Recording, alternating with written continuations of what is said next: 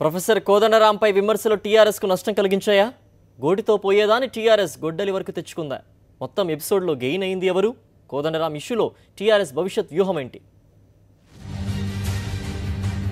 కోదండరాం ఇష్యూపై టీఆర్ఎస్లో భిన్న వాదనలు, స్పందించకుండా ఉండాల్సిందంటున్న సీనియర్లు, మౌనం పాటించాలని సూచించిన కేసీఆర్, కోదండరాంపై విమర్శలకు ఫుల్ స్టాప్ పెట్టనున్న టీఆర్ఎస్, భవిష్యత్ పరిణామాలకు అనుగుణంగా భవిష్యత్ నిర్ణయాలు.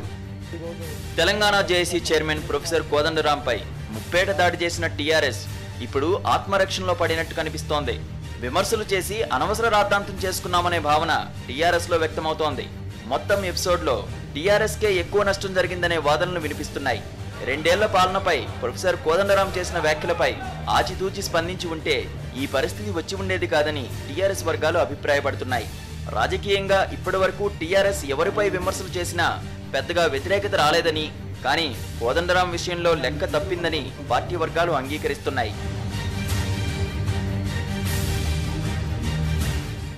కేసీఆర్ మెప్పు కోసమో మరింకేంటో తెలియదు గాని కొంతమంది టీఆర్ఎస్ నేతలు కోదండరాంపై వ్యక్తిగత విమర్శలు చేయడాన్ని పార్టీ నాయకులే తప్పుపడుతున్నారు.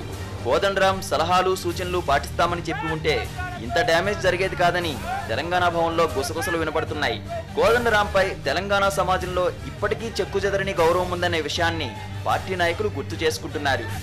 ఈ పరిణామాల క్రమంలో టీఆర్ఎస్ నేతలు ఉపయోగించిన భాష తనకు రాదని కోదండరాం చెప్పడం అధికార పార్టీకి ఇబ్బందికరంగా మారింది.